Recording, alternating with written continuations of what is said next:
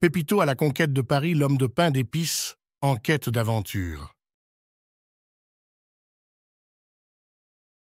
Il était une fois Pépito, l'homme de pain d'épices le plus célèbre du monde entier. Il vivait dans une petite boulangerie en Russie, où il était choyé et aimé par tous les habitants du village. Un jour, alors qu'il se reposait sur une étagère, une mouette voleuse le prit dans son bec et s'envola avec lui. Pépito se retrouva bientôt loin de chez lui, survolant les montagnes et les forêts, avant d'atterrir finalement dans la magnifique ville de Paris. Dès son arrivée, Pépito fut émerveillé par la beauté et l'animation de la capitale française. Il marcha à travers les rues pavées, saluant les passants et découvrant de nouveaux horizons. Il rencontra la tour Eiffel, le Louvre et la cathédrale Notre-Dame, se laissant emporter par la magie de la ville des Lumières. Mais Pépito sentait qu'il lui manquait quelque chose. Il avait soif d'aventure et de nouvelles rencontres. Un jour, alors qu'il se promenait le long de la Seine, Pépito entendit une voix familière l'appeler. C'était une petite fille aux boucles blondes qui avait reconnu l'homme de pain d'épices. Elle s'appelait Juliette et était une passionnée d'histoires fantastiques.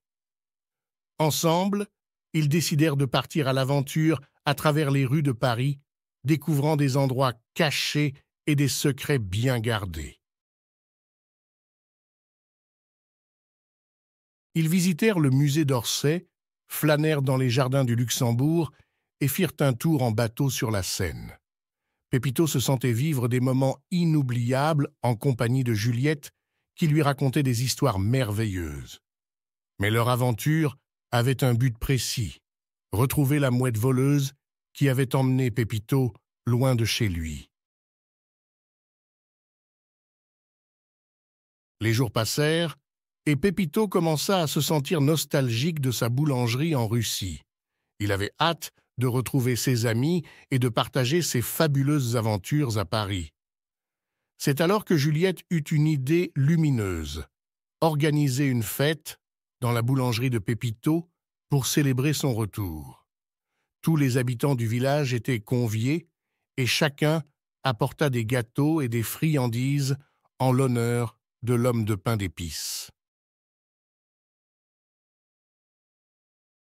La fête était grandiose, avec des danses, des jeux et des rires à n'en plus finir.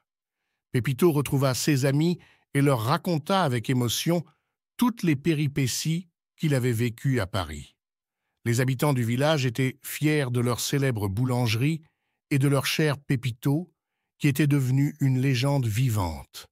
Et c'est ainsi que se termina l'incroyable aventure de Pépito, l'homme de pain d'épices à Paris, mais qui restera gravé dans les mémoires pour toujours.